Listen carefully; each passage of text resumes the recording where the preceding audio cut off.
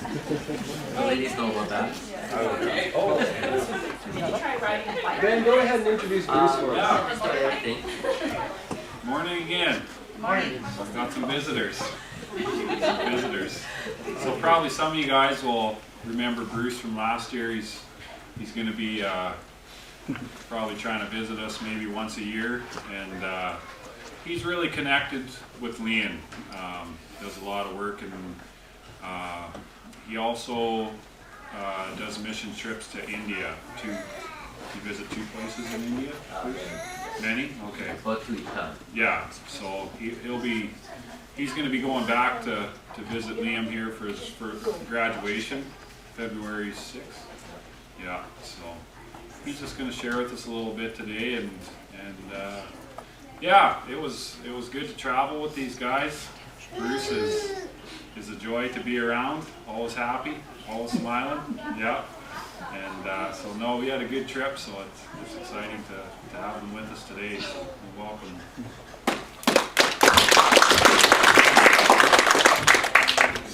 We have to warn you a little bit that you never know how God is going to work in a service. The last time I was here, I don't think that Ben had any clue that he was going on this trip.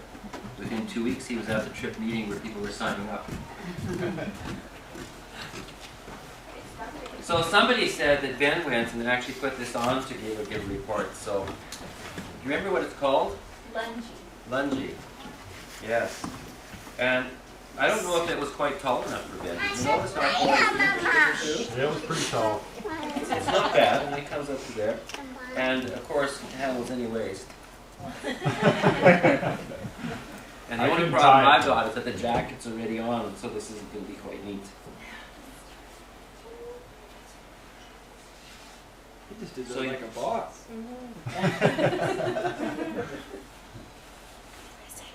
So as long as that knot stays done up, and as long as the ends stay in, it stays up, which for me is most of the time. I don't know if I did it quite tight enough here. I want to just resort this a little bit.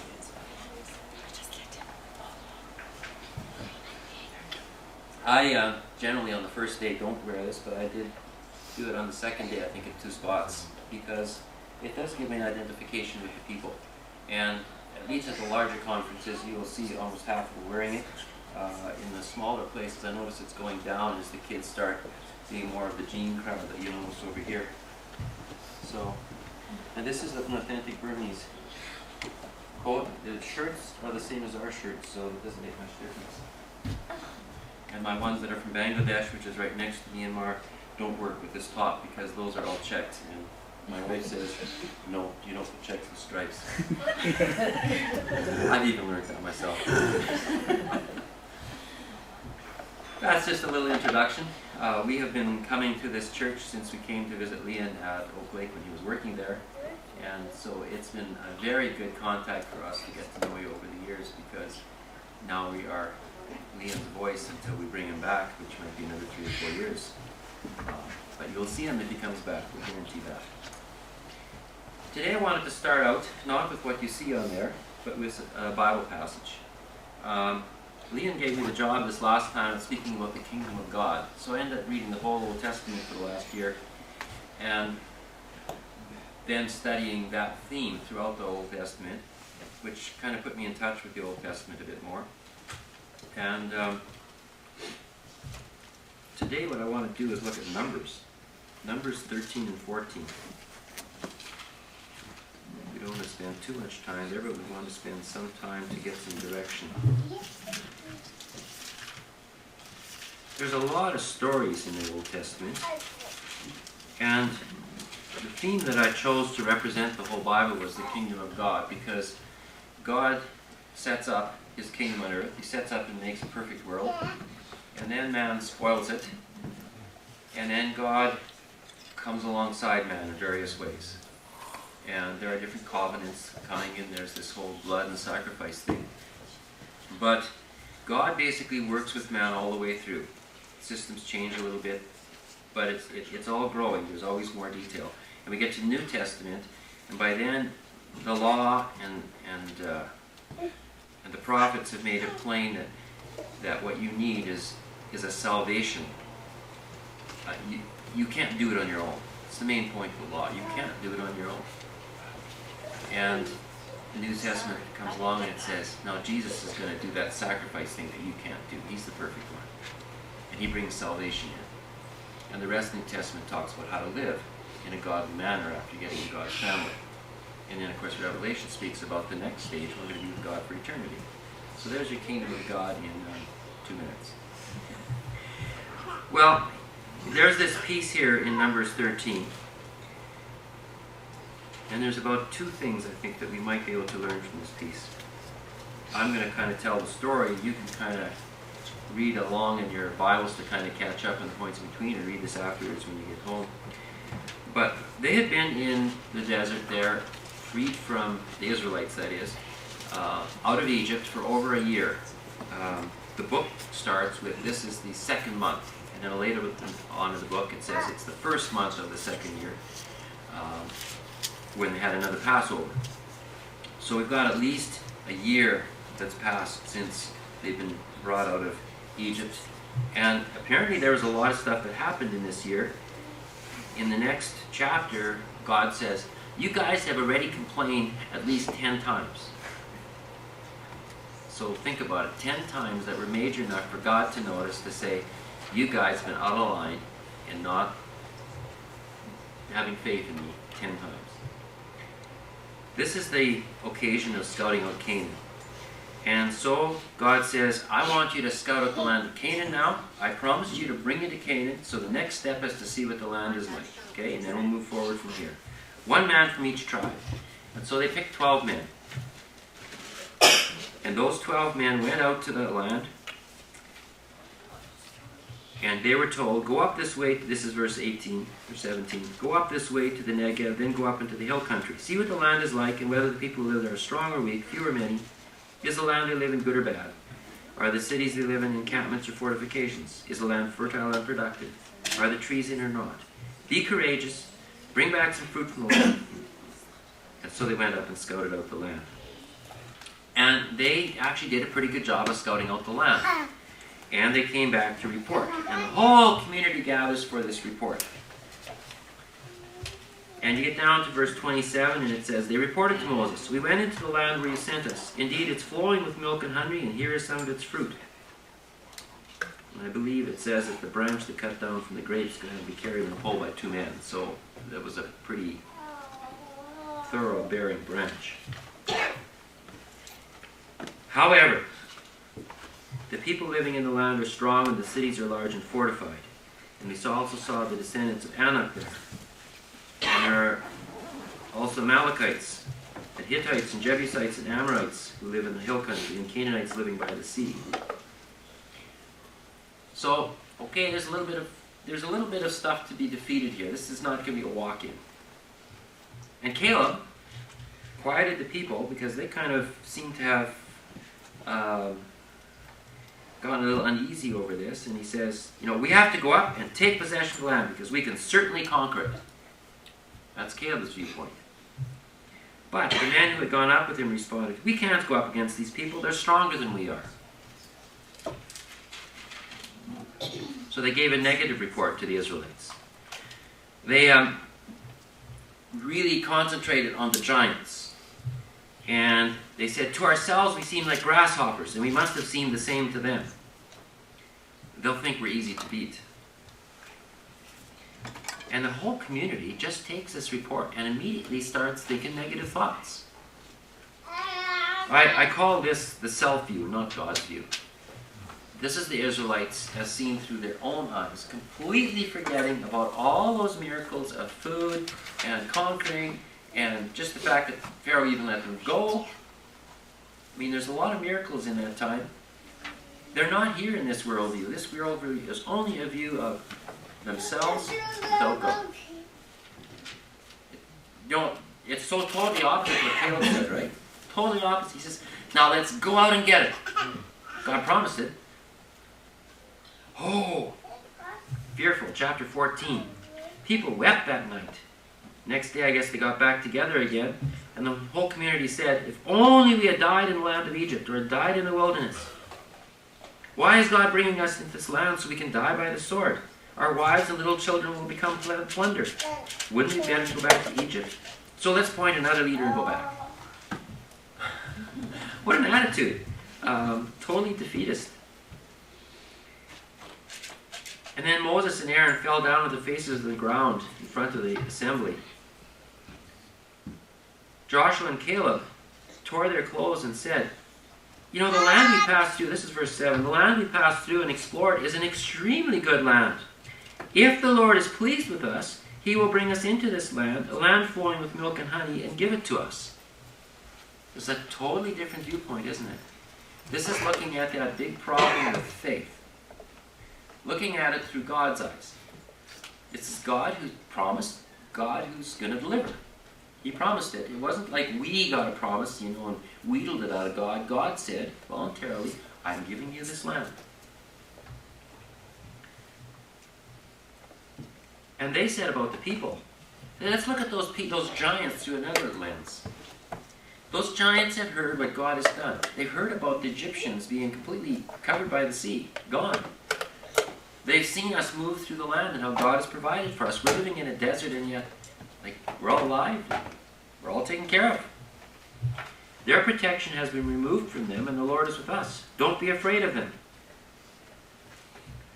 While the whole community threatened to stone them, that's verse 10, the glory of the God appeared to all the Israelites at the tent of meeting.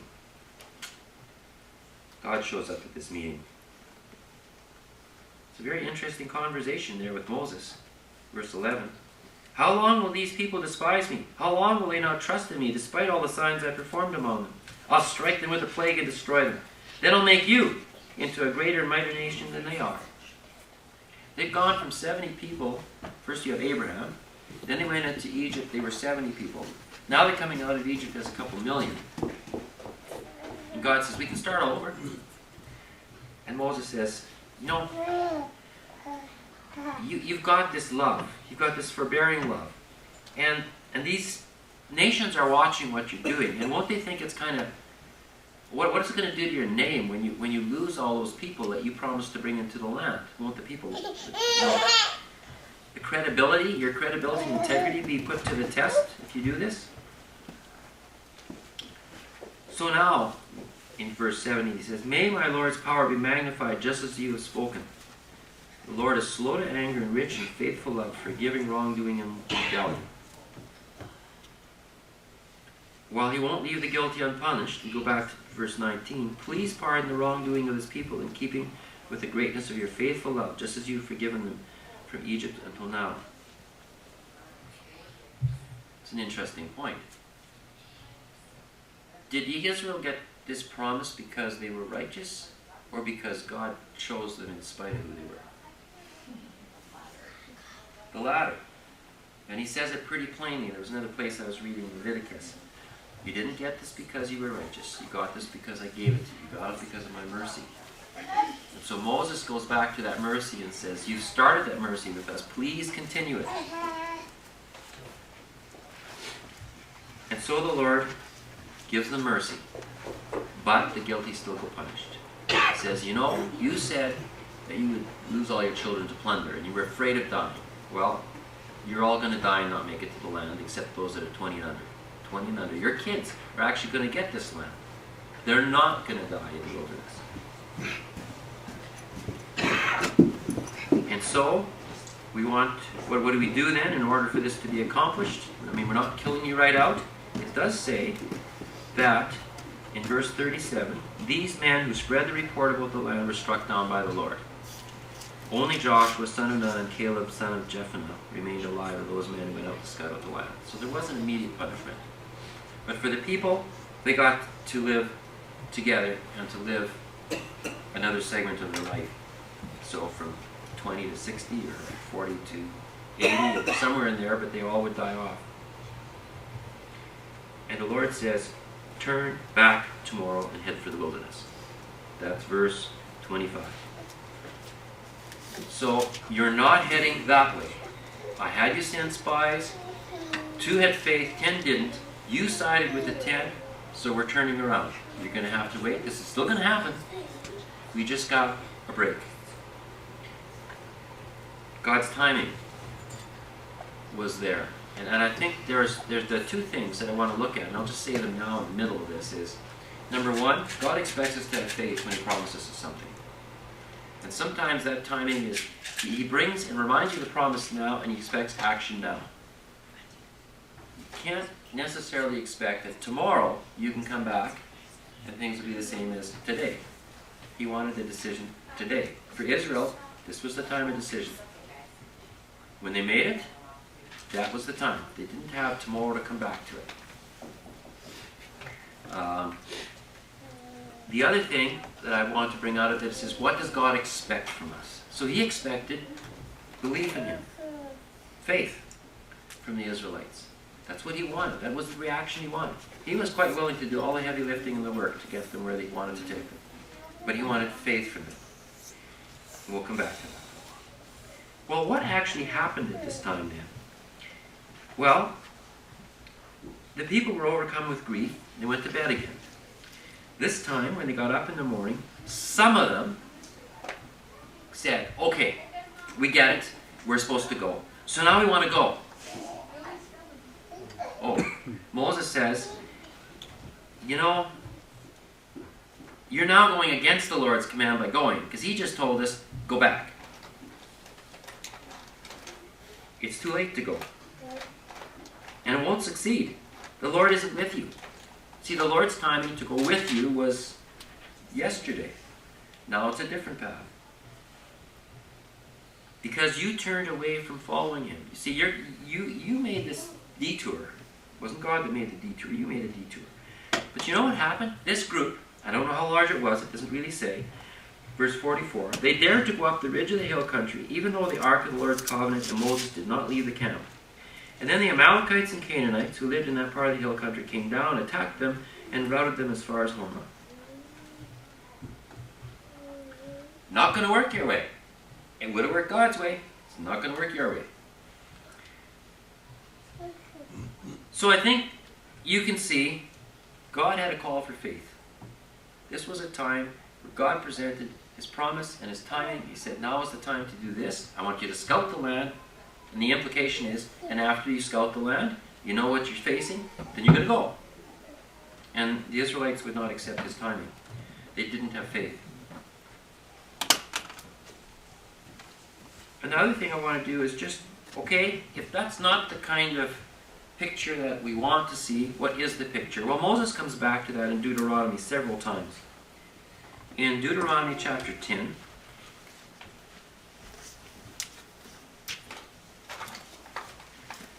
verse 12. And now, Israel, what does the Lord your God ask of you? Well, that's answering that question that really applied to when they were making a decision. What was God asking of you? Well, except to fear the Lord your God by walking in all His ways. Remember that people had grumbled at least 10 times. That was part of God's coming down with His judgment. He lists that. It's funny, like, you know, sometimes God counts. If they had been fearing the Lord by walking in His ways this whole time, they wouldn't have been doing that grumbling, which kind of put them on the wrong side. To love Him. I think that's a biggie.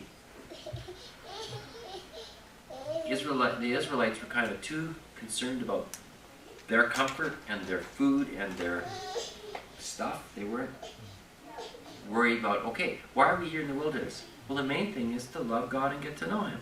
And along the way, He's leading us someplace and giving us things. And to worship the Lord your God with all your heart and all your soul. That doesn't leave a whole lot of room for grumbling. If you've got your whole heart and your soul in the direction of worshiping God, how much room is there left to grumble? You should have your mind totally in that direction, so there isn't time to even think about this grumbling.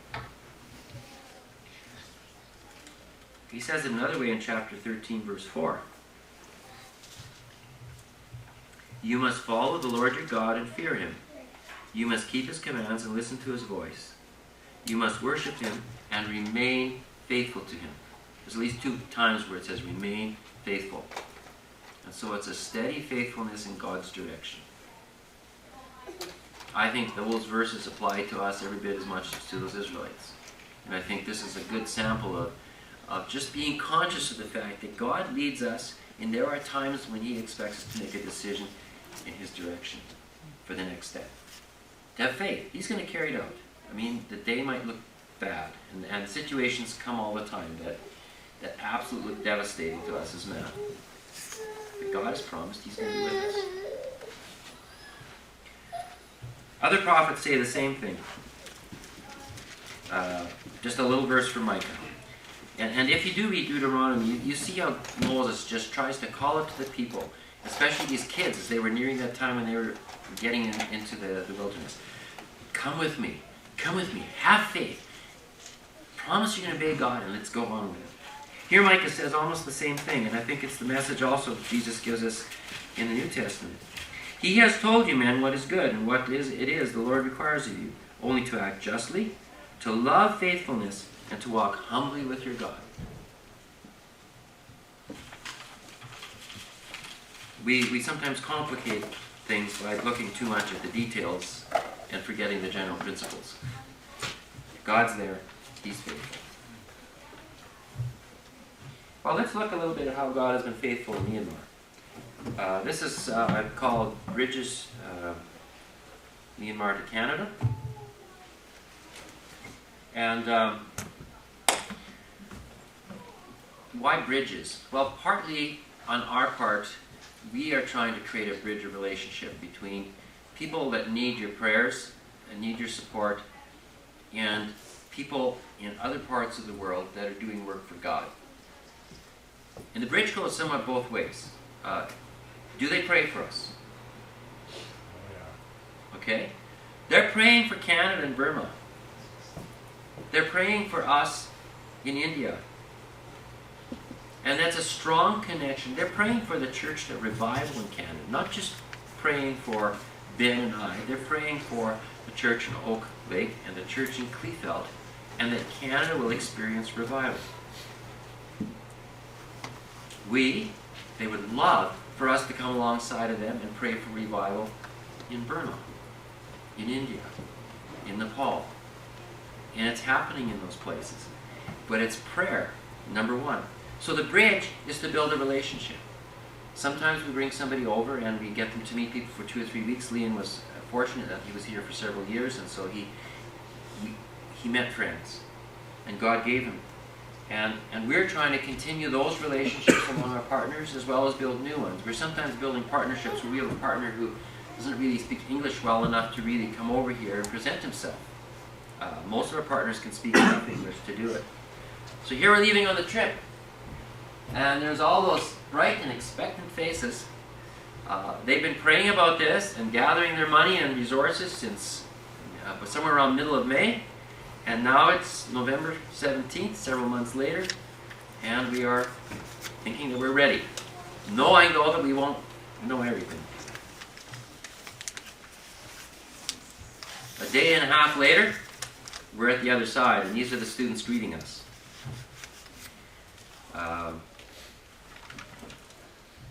Some of these students I'm going to point out. I don't have a pointer here. How does this work? Okay, this is Nang Zi, and she will be graduating in January, and she sings a lot. And this is Dot, D-A-W-T, she's also graduating. I don't have the names for the other ones here, but that's a mixture of his students. His students are anywhere from 16 or 17 to 58 years old this year, so quite a mixture in age, a lot in their early 20s. And they greet us, and you'll notice, I don't know how often you've seen Ben with roses in his hands when they're for him, but that's the normal there, and we sometimes give them back to people who picked us up or other ways, but you are thanked immediately.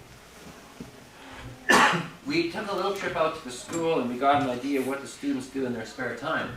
And part of what they do in their spare time is get put to work. So Leon needed 2 more buildings for this semester. So between the end of January and April 25th, they built 2 more buildings. And they also took, and after that time, they increased the height of the lot by 2 feet.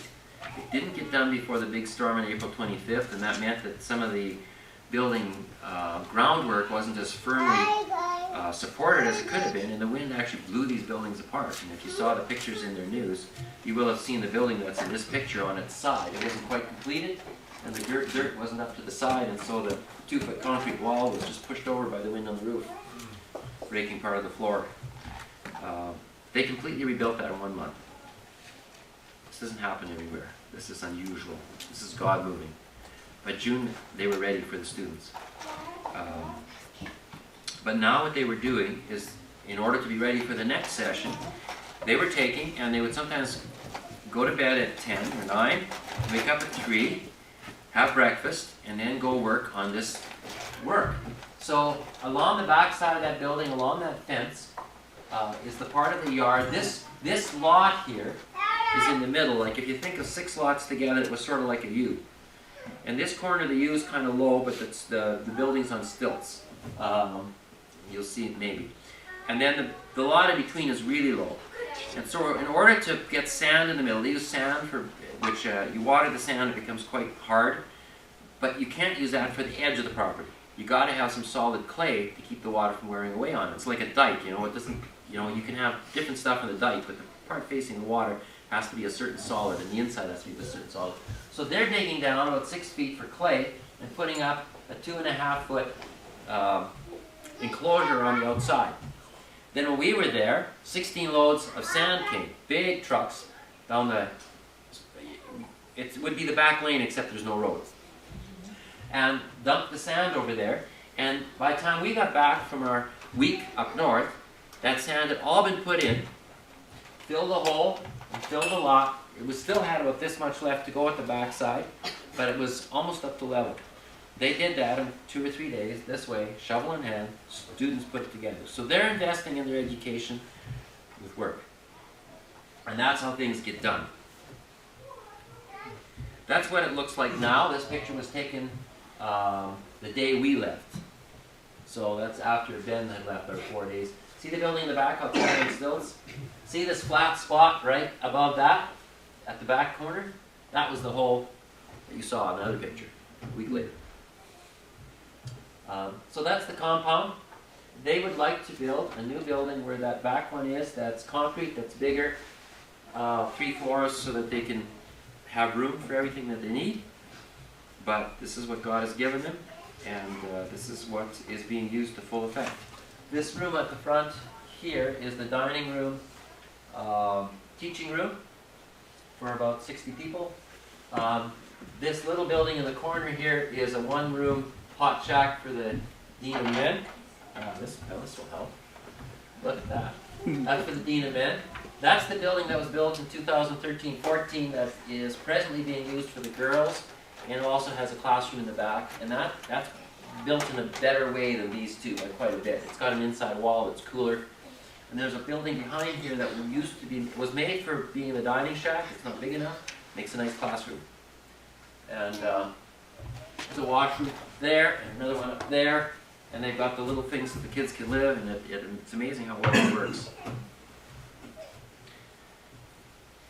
This is what it looks like in that dining shack when everybody's there and ready to go. So there's not a lot of spare room, and when the rain pours, which it only did once while we were there, the mic was just barely enough to get to the people. It was a good thing I had just assigned a group assignment where they could talk to the neighbors. Elaine teaching, and Deacon Gord from Portage teaching. Me teaching. I think this is Ben's picture. Thanks to him. And Leon is usually translating. Sometimes his brother Augustine was translating for me, Leon, one day when he had to be away. So after spending a couple of days there and getting in a Sunday with church, we're off in the vehicles, 5 in the morning. And we ended up at Gwynolyn by that night. And the next day, this was the scene. This is a church that's been going for 26 years. Somewhere along the way, they were saved because there's a man that's involved with the beginning of this church that was in the army, and he was responsible for the lower general that's in that area's logistics, you might say. And that guy needed a car to do his job, and yet there were rules that made it hard for him to have the car, so this guy did the arrangements. And when the general was told to destroy this church, he says, well, my man that does my work for me goes to this church. I think we'll find a way that it doesn't get bulldozed. And it wasn't bulldozed. And so God provided a way out for this church. This church was at Gwynolyn. It says Gwynolyn, but you got to trust me, they don't say the P's the same as we do most times. It comes up soft and almost sounds like a D. That's what I look like there preaching. That's what Glenn from Prairie Portage looked like there preaching, and Elaine, and that's what the crowd looked like. So a lot of people came, and we got 2 days of solid teaching in. Glenn and I both spoke twice a day, and Gordon and Elaine got once a day. And we presented the kingdom of God, and we presented what's it like to live as a Christian, what does God expect from us, what does God expect from His church, as Glenn spoke about those first few chapters of Revelation. These are some of the elders that came to this meeting. I might play a clip this afternoon after lunch of one of them who was supposed to walk 4 days and then ride a bus for 2 days and a night to get to where we were. But the Lord sent a motorbike after walking for 2 days, so his day 3 and day 4 were easier. And he's about my age, about 60. So these people put in some time and energy to get here. And here they had invited Elaine to sit with them as they waited for the meeting to begin. There were 60 people that came in those 2 buses from the Chin area. The Chin area is very persecuted. There's only about 20% of the people left from that tribe in that area. And Leon wanted them to get a taste of what was happening in the rest of the country, as well as it would have taken us about 4 or 5 days to make that trek in and out. And this way, they did the trek while we were doing our trek, met us, and then went back. And so we could work that into our timetable. This is a pastor. This pastor here is related to Leon's mother. And he has been involved with translating the Bible into Hakka, which is the language in that Chin state where those 60 people came from. And this is his wife, and she helped translate a year ago when I was there. So we just happened to meet them on the road. They were scouting for a place to start a church. We thought, well, I guess we know that that church is alive. Some of the farm pictures. We did not see very much of this last time, but this year we saw several of these. They're just inexpensive machines, $1,000 US, etc., coming from China, but allowing them to take and harvest the rice. You know, it reminds me of the threshing units with the big tractors our grandparents had. The same principle. And they're sitting there kind of sorting the heads, so they're going in. Most cases, the actual rice and other crops are still coming via oxen to the pile next to where the machine is going to do its work.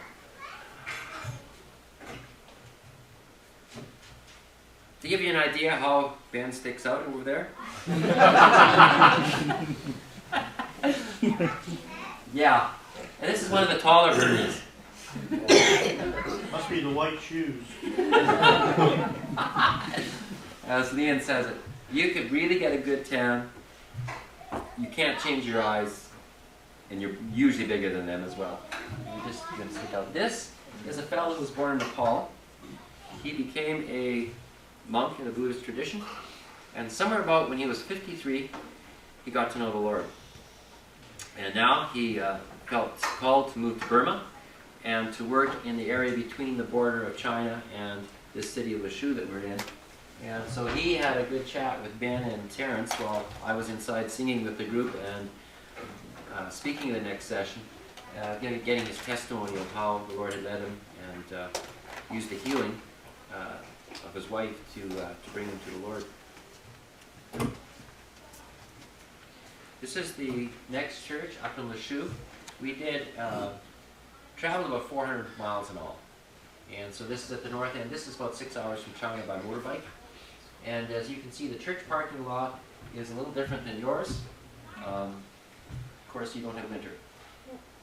Last year we had 1 or 2 of these truck taxis. This year there were 3 and 2 cars. So we is involved in bringing a few more people here and there. This church has worked with us for 4 different seminars already, and I greatly enjoy working there. We gave them Bibles in each place that a church in Kleefeld had provided. Different churches help Leon's ministries different ways, and that one has given more to the Bible Fund every year. They're now responsible for somewhere nearing 2,000 Bibles in Burma. Burmese Bibles, and we just asked them to lift them so we could take a picture to give to show to those people who are giving them. And I've got another picture. They actually stood up and almost did a little dance with it. Where are they printed, Bruce? Those probably are printed in India. Leon has some contacts with people that have Bibles. His dad used to bring Bibles and still does, I think, to some degree to China as part of his ministry, Voice of Martyrs. And so Leon's kind of got an idea on where to get Bibles. We don't bother worrying about it. You can go to a Bible Society store in Myanmar and get 1 or 2, but you have to give names and addresses if you get more than that. So that's not the best channel.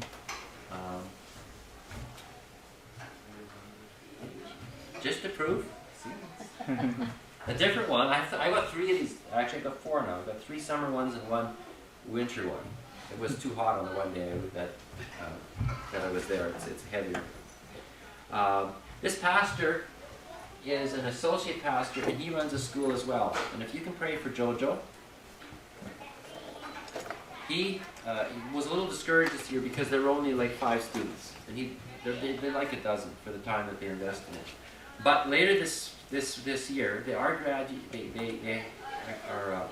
reaching the number of 35 reached over the 4 years in ministry. So you can imagine what 35 people who are all, at least half of them are trained sort of towards a module MDiv, and half of them have got a diploma. But you can imagine with each getting at least a year and some getting 3 years of study, what that does for the church in this area. It's very, very important. So I would like you to remember Jojo. I'll give you a few other names as we go along here. There's Ben with 3 shorter people. But important people to pray for. I'm starting to give you names. If you have a notepad, this could come in handy. You've probably heard me mention this fellow before, Pastor Nom. And especially if you've been getting Leon's messages and my messages, newsmail, which you can sign up at the table. He works on the Chinese border. He's the one who's been in jail a few times. But the last time he was in jail, 18 people came to the Lord. He's not scared of jail. Wow.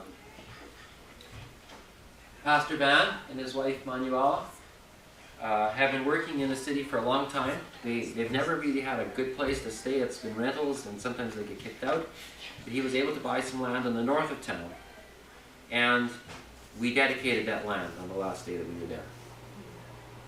He broke down in tears because it meant so much to him to have somebody with him praying for that church that's going to start on that piece of property. It's in an area where a lot of retired Army people are moving to, and we even got to stop at one of those retirees. I got sick for 4 hours. The worst town was right there after praying, so we had to find a washroom right after that. 5 minutes down the road, we had a washroom, and they had a 15-minute chat with the people. You never know how you're going to be led to some people. Pastor Van has a motorbike ministry. It's been tough keeping him to motorbikes, but we're managing.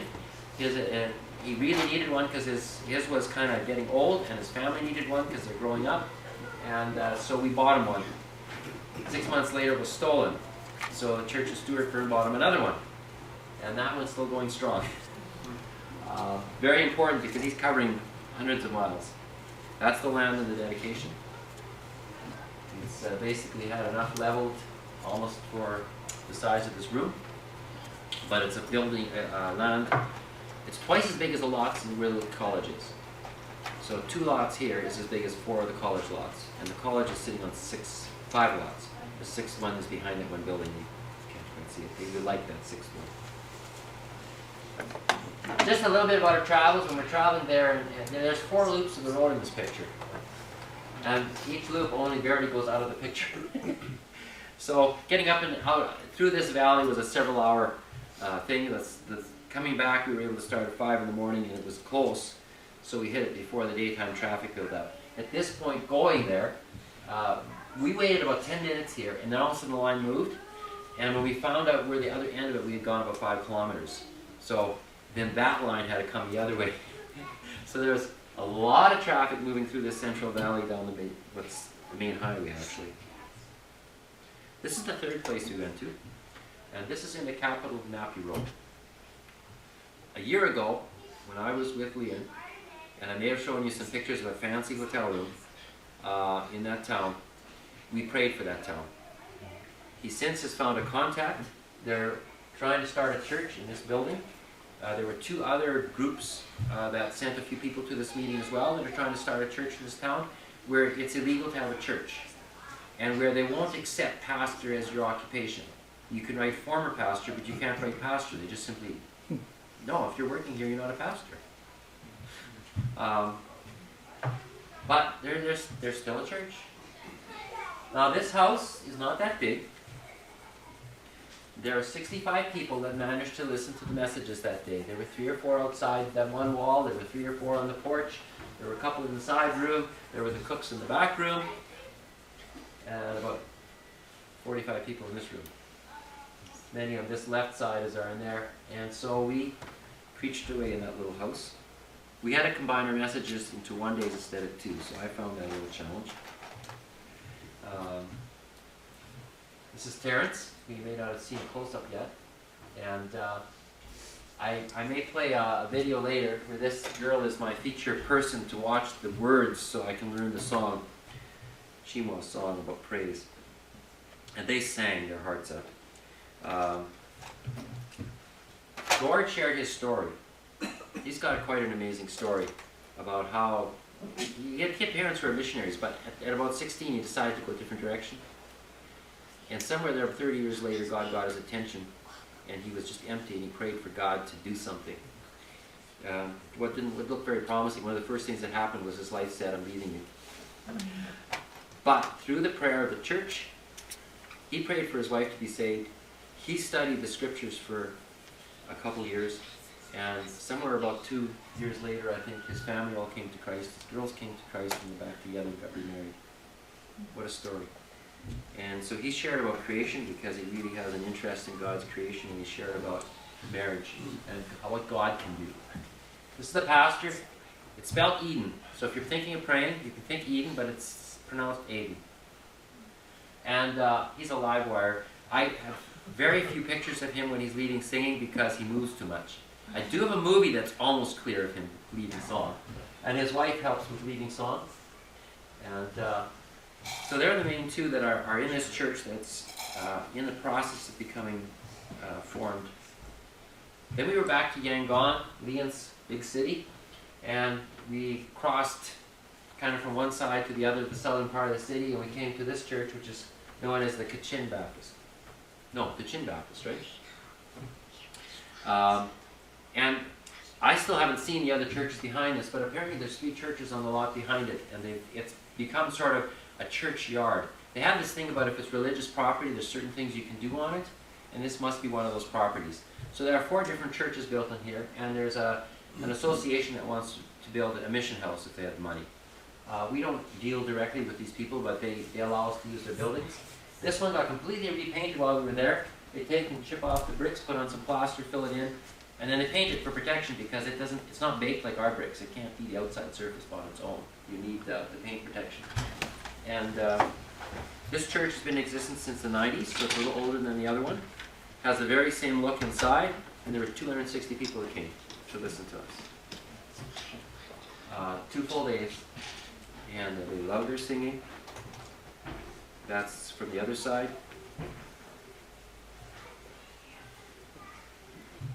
More people to pray for. How am I doing the time here?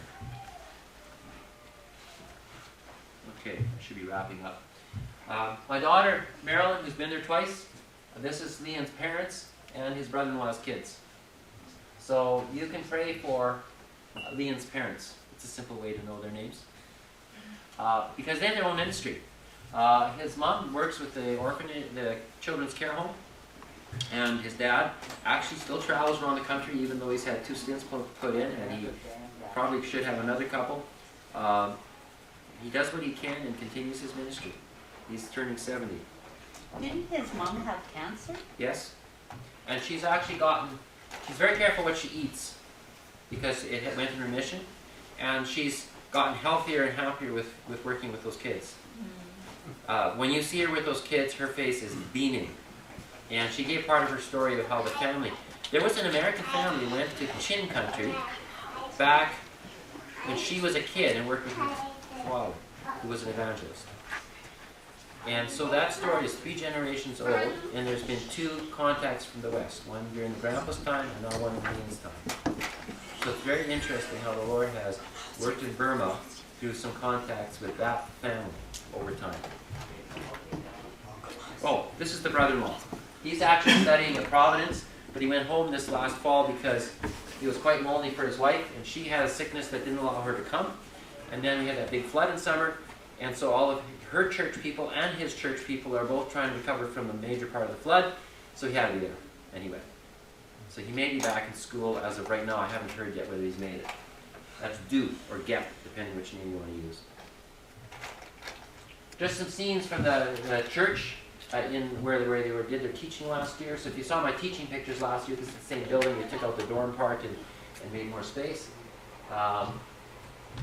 That is a 3rd one of the grads, and this is a 4th one of the grads. This girl is about like this. She's in her mid-20s, and she takes care of the children in the children's home. That's the people in the church. And that is the teachers. This is Pastor Fang, Pastor Lung. This guy has all the theological education, teaches theology. This one teaches evangelism because he's done it. He's planted churches. So he's been a very solid addition to staff. And this is a young guy who's joined the staff just a few months ago, Peng, A-P-E-N-G. And my daughter is counted as summer staff because she's been there twice now in the summer. This last time she says, Dad, 10 days wasn't enough. The first day she was wondering how she would ever fill the time. She's teaching English. She managed to get in 3 sessions of teaching soy, which this gentleman actually knows and is helping with now. And she prepared messages this time because last time she said, Dad, you didn't tell me I'd have to preach. I told you I'd have to do devotions. And Leanne said, yes, that's true. And so she had 5 messages ready this time. Leanne's mom in conversation with Elaine. This is the care home. There are 3 bedrooms, and they like to put 4 bunks in them to get them off the ground because snakes crawl up the ground. Little Deborah, her brother Joseph, the 2 that were rescued from potential slavery just before they got sold. You can see again how tall their caretaker is. And the oldest guy is now, I think, 5th grade or 6th grade. And they're learning English in school. We taught them a little English when we were there.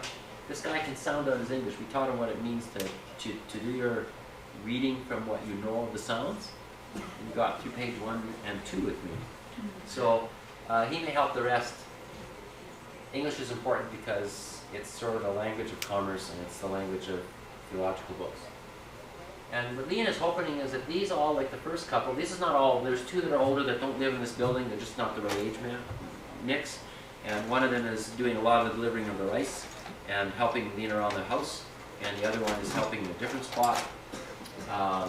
There's a girl that's helping out as well, and there's already one that's in the Bible school, graduated from the children's home. They get all this extra teaching in the children's home to prepare them for that. Picnic. That's Augustine. Doesn't usually wear that hat. Got him to try it on and took a picture as we were doing some shopping.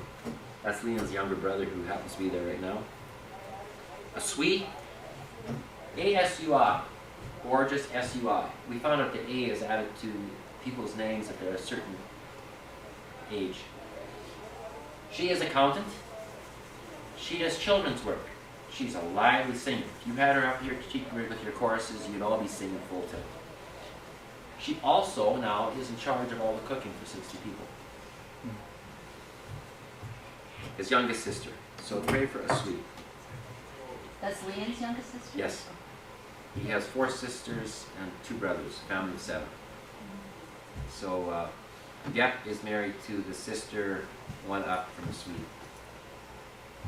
And there's 2 other students at Prob that are from the oldest 2 sisters. So they're well represented in the studies. What's this whole about? All of a sudden Leon introduced me to the fact that he wants to build a concrete building there because he has to build buildings anyway, and he'd rather do the one with the concrete frame that will last instead of spending another $10,000 or $15,000 that's going to go in a hole and just need to be replaced. He does amazing things. Those two buildings that were up there cost about $9,000, the ones that got destroyed and rebuilt. So about $6,000 the first time and $3,000 for the rebuilding. And you can see the tin where it all got reused and went into the teacher's building and a few other places. Like, he knows how to use his resources wisely. But he and I and our mission are praying about this project because we don't have the money. We don't know how this can happen. But Leon's praying about it, and I wouldn't be surprised to see at least the frame up there next year, which means you got the floors and the pillars. And if it just takes a tarp to fill around it before the bricks and all the windows and everything else comes, probably was going to get used and probably will be their new dorm, and they'll teach in the same spot still until the other floors get done. So you can pray with us. We've got a guy in Portage who's going to spearhead that project. He came there and his heart was just turned that way.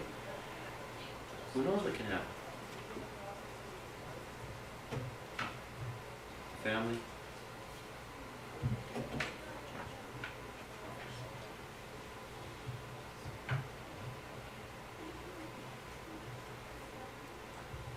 And is Judson's tuberculosis Under control, but it's 2 years of medicine. So they're now about 8 months in, and I just brought another 2-3 month segments of children's vitamins. So they both have these extra good vitamins for about 9 months at least in that first year of that, and it is making a difference. I'm hoping to catch a particular video here because that's my conclusion. So more after lunch for anybody that wants, and I'm glad to answer any questions that you have.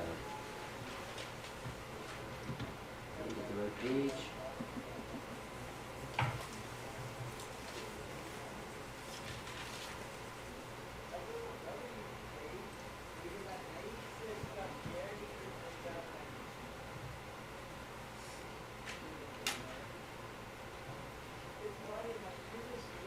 Sorry, I looked it up before, but I wasn't careful enough to remember exactly what it was. Here we go. This is what we want.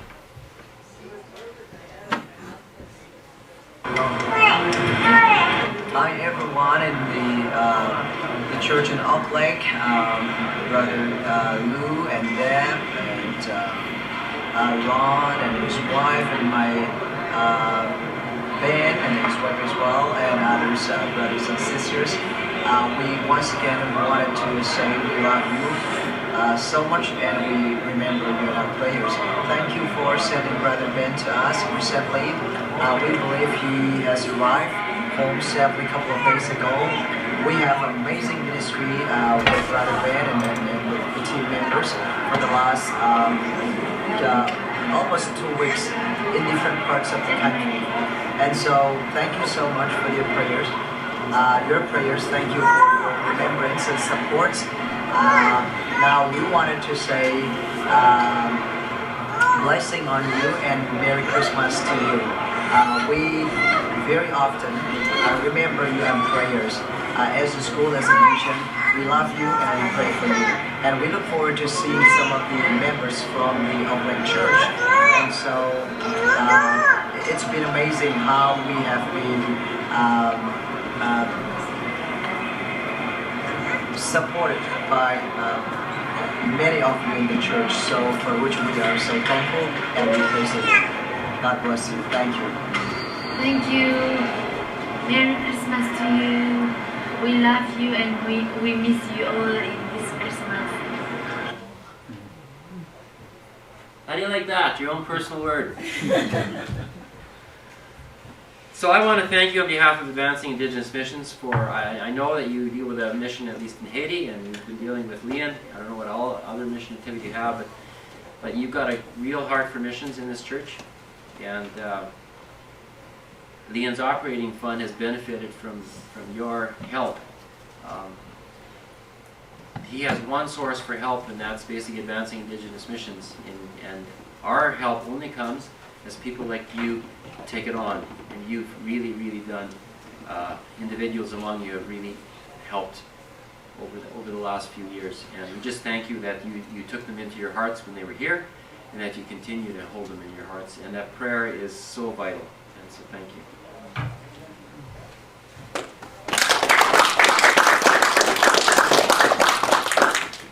We'll do two things. We'll just pray a little bit for them. We didn't have prayer time before. We can just pray for Lee and Daisy and everything we've heard.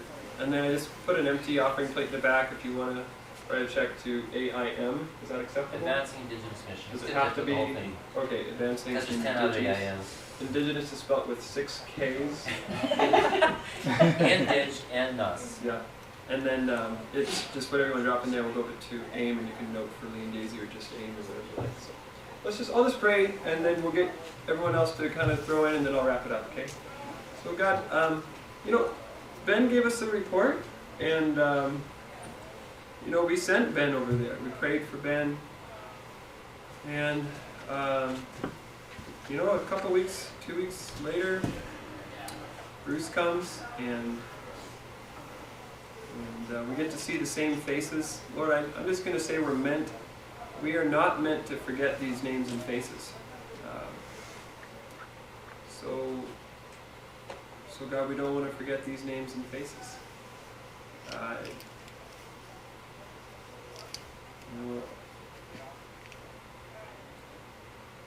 We're not really going to know them, but that doesn't mean we can't care for them. Doesn't mean we can't love them, and we will meet them one day. It's interesting, God, if we pray for someone like Pastor Van or some of these names that are just names and pictures, one day,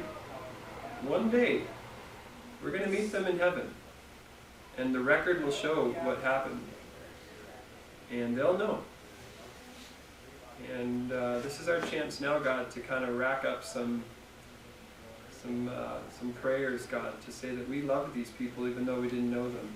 And we cared for them and as you care for them. And so God, we do pray for all these names and faces that passed in front of us. We do pray for the work that they're doing, and we're grateful that they're showing us what a busy life in the Lord can look like. And it is a different way of life there than here, but that doesn't really mean anything. Your kingdom comes regardless of what we think the pace of life is. So yeah, I'll just let people pray here now, God, but that's my prayers to start.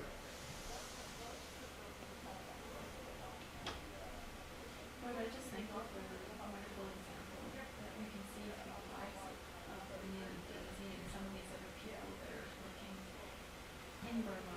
Lord, let it spur us on to also not only support them with prayer, but to think about the ways that we can be spurred on to this kind of action of reaching out to others in our community and being spurred on to being able to be trained so that we can be the missionaries that you want us to be in our own families and in our own society. But we need to have Jesus active in our community just as much as the Burmese people need Jesus to be active in their country as well. So just use us. Let us not forget. Spur us on to action. Pray for your spirit to move us, Lord Jesus.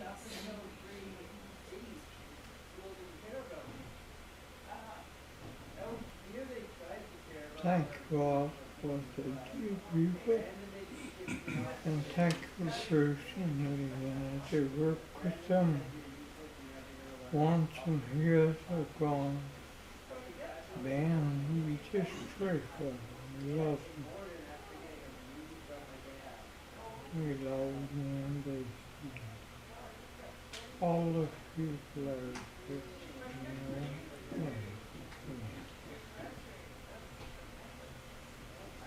Father, I just pray for that cement foundation that Leanne is going to put in, and for the land that's dedicated, that the pastor bought that piece of land and wants to start a church there. Lord, you are in control of it all, and we just pray, Father, that you would bless that work, that the funds would be made available, that you'd use the people there to speak into the lives of those that are lost and hurting, and build the church on that land, Lord. We just pray also for this cement situation that is going to cost a few dollars, and we really don't know how or where or when or why, but you do, and we just ask, Lord, that you provide, and that the people would see and would glorify you. And we just pray for Leanne and Daisy, and for the health of Judson and Victoria, and we thank you, Lord, for the medication that you've sent to put the tuberculosis in arrest at this time, Lord, and just continue to pray for the health of these kids. And we just thank you, Lord, for what you're doing through them, in Jesus' name.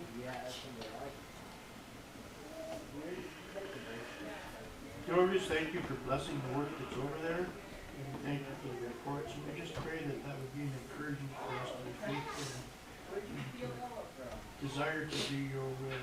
Lord, help us to be sensitive to it, and just continue to guide and direct the ministry there, but also in other places.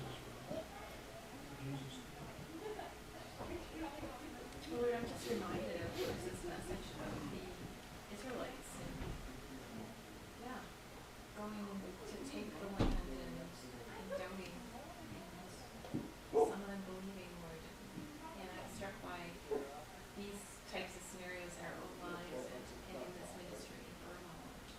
Help us to be people of faith, to not doubt you, to make the decision at the proper time, Lord, and not to have to wander around in the wilderness because we didn't believe when given the opportunity. We just ask for your help. We need your help.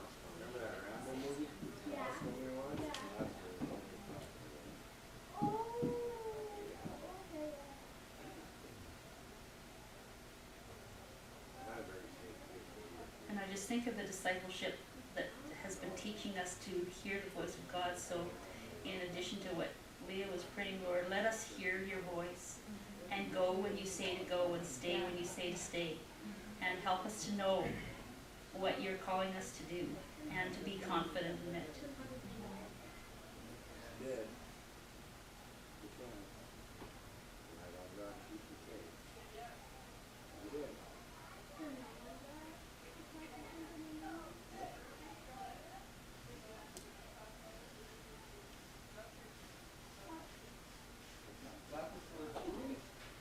So thank you that those people over there are praying for Canada. So we just pray what they are asking us to pray for them. They asked for revival, but I'll just say, God, we just pray that the name of the Father would be hallowed in Myanmar, that His name would have respect, and that Christians and non-Christians alike would learn to know and love and fear the name of the Lord. So thank you, God, that we get a chance to hear about these people. We do ask that you would uphold them by your strong strength. And so yeah, I'll just bless the food. Thanks, God, that we have a chance just to mill around and eat a lot of the food and enjoy each other. So I'll just invite your spirit that brings love and joy and peace, so that we can have a love and joy and peace lunch. Yeah, thanks, God. In Jesus' name. Amen. For those that can stick around a little after the lunch, as soon as things settle, I have a video of Ben singing, a video of him preaching, while giving his testimony, but he had at least 3 points, so it's a sermon, isn't it? It's close. And I'll sing a song in Burmese, and I'll play a video of one of them singing it, so you get a little taste of some of the stuff that was on. Thank you.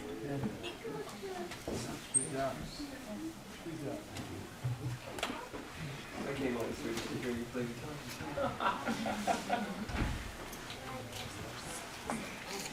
Yeah, so just go ahead and jump in the line. We might have to move some tables and chairs and things. So. Oh, yeah, that